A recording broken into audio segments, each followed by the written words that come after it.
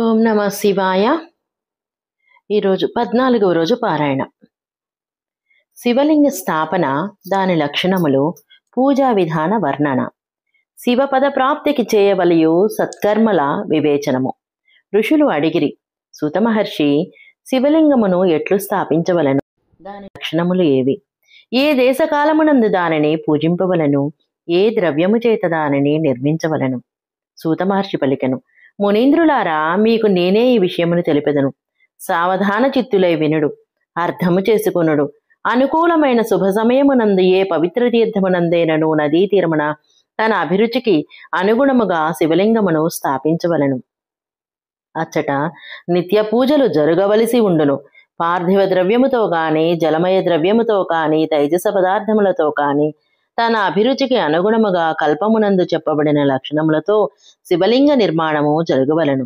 ఆ శివలింగమును పూజించు ఉపాసకునకు ఆ పూజ యొక్క సంపూర్ణ ఫలము ప్రాప్తించును. సకల శుభ లక్షణములతో కూడిన శివలింగమును పూజించినచో అది సద్యోఫలమునొసగును. చల ప్రతిష్ఠ చేయదలచినచో శివలింగము చిన్నదై ఉండవలను. అట్టి విగ్రహము శ్రేష్టముగా భావించబడను. అచల ప్రతిష్ఠ చేయదలచినచో శివలింగము స్థూలమై ఉండవలను. అట్టి విగ్రహము మంచిదని చెప్పుదురు. ఉత్తమ లక్షణములతో కూడిన శివలింగమును పీఠముతో కూడా ప్రతిష్ఠించవలను.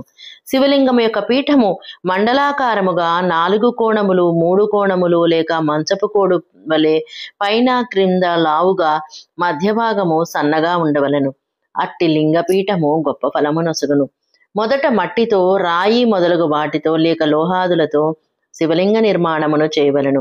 శివలింగ నిర్మాణము ఏ ద్రవ్యముతో చేయబడునో దాని చేతనే పీఠమును కూడా తయారు చేయవలను. ఇది ఏ స్థావర శివలింగము యొక్క వైశిష్ట్యము. చర లింగమునందు కూడా పీఠము, లింగము ఒకే ఉపాదానమై ఉండవలను. కానీ బాణలింగమునకు ఈ నియమము లేదు. లింగము యొక్క పొడవు స్థాపించు యజమాని యొక్క 12 అంగుళములకు సమానముగా ఉండవలను. అట్టి శివలింగము ఉత్తమమైనదని భావించబడును. దీనికంటే పొడవు తక్కువైనచో ఫలమునందు లోపము వచ్చును. కానీ ఎక్కువైనచో దోషమేమీ ఉండదు. చరలింగమునకు కూడా ఇదే నియమము వర్తించును. దాని పొడవు యజమాని యొక్క అంగుళమునకు సమానమై ఉండవలను. దానికంటే తక్కువైనచో ఫలము కూడా తక్కువగానే లభించును. ఎక్కువైనచో దోషము కాదు. యజమాని మొట్టమొదట శిల్పాశాస్త్రము చెప్పినట్లు విమానమును కాని, దేవాలయమును కాని నిర్మించవలను. దానిని దేవతామూర్తులతో అలంకరింపవలను. గర్భగృహము మిగుల సుందరముగా, సుదృఢముగా, దర్పణము వలె స్వచ్ఛముగా ఉండవలను. దానిని నవరత్నములతో అలంకరించవలను. పూర్వ, పశ్చిమ దిశలయందు 2 ముఖ్య ద్వారములుండవలను.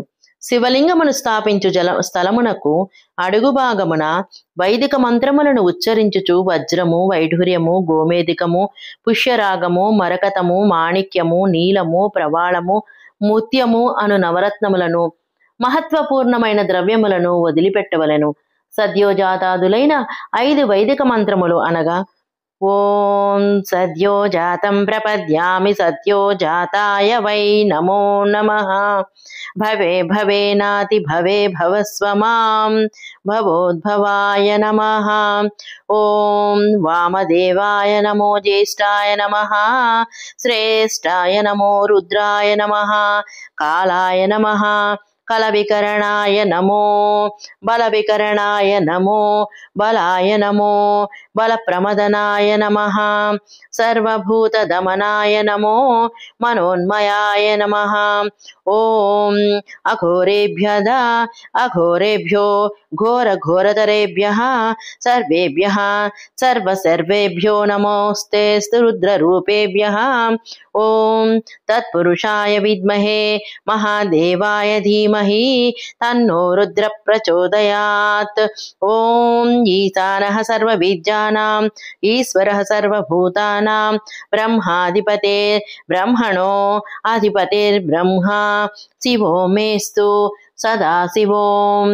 ఈ 5 మంత్రముల ద్వారా శివలింగమును 5 స్థానములలో క్రమముగా పూజించవలను. అగ్నియందు అనేక ఆహుతుల ద్వారా హవిష్యమును సమర్పించవలను. పరివార సహితముగా నన్ను పూజింపవలను. గురుస్వరూపుడగు ఆచార్యుని ధనముచే సత్కరింపవలను. సోదరులకు బంధువులకు వారి వారికి అభీష్టములైన వస్తువులను సంగి సంతోషపెట్టవలను. ఈ యాచకులకు జడము అనగా బంగారమును, గృహమును, భూమిని, సంపదలను, చేతనము, గోవులను వైభవప్రదముగా దానమనరించవలను. స్థావర జంగమములగు సకల జీవులను ప్రయత్నపూర్వకముగా సంతోషపరచవలను. ఒక గర్తము గుంటలో బంగారము మరియు నవరత్నములను నింపి సద్యోజాతాది వైదిక మంత్రమును ఉచ్చరించి పరమ కళ్యాణప్రదుడగు మహాదేవుని ధ్యానించవలను. దాని తర్వాత నాదఘోషముతో కూడిన మహామంత్రము ఓంకారాన్ని ఉచ్చరించవలను. ఆ గుంటయందు శివలింగమును పీఠము అంటే పానవట్టముతో కూడా స్థాపించవలను. ఇట్లు ప్రతిష్ఠించిన లింగమును పీఠముతో జతపరిచి కదలకుండా ఉండుటకు గాను స్థిరలేపనము ఒక విధమైన జిగురు పదార్థముతో దృఢపరచవలను. ఇదే విధముగా అచట పరమసుందరమైన విగ్రహమును స్థాపించవలను. భూమి సంస్కారాదులు లింగ ప్రతిష్ఠ కొరకు చెప్పబడిన విధి విధానములను లింగ ప్రతిష్ఠకు వలె విగ్రహ ప్రతిష్ఠను కూడా చేయవలను.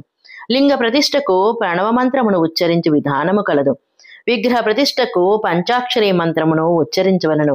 లింగ ప్రతిష్ఠ జరిగిన చోట ఉత్సవములందు వాహనమును బయటికి వెళ్ళుటకు గాను విగ్రహమును ఉంచవలను. వేరొక ఉత్సవ విగ్రహమును బయట నుండి కూడా తీసుకొని పోవుటకు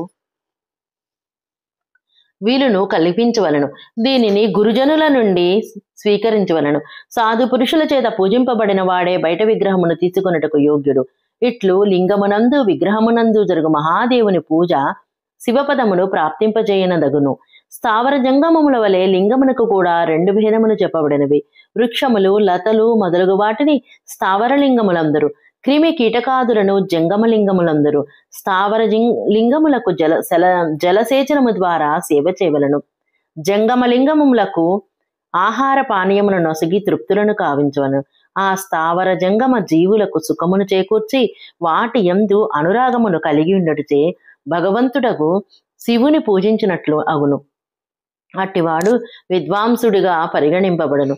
ఈ విధముగా చరాచర జీవులనే శంకరుని ప్రతీకగా తలంచి వాటిని పూజింపవలను.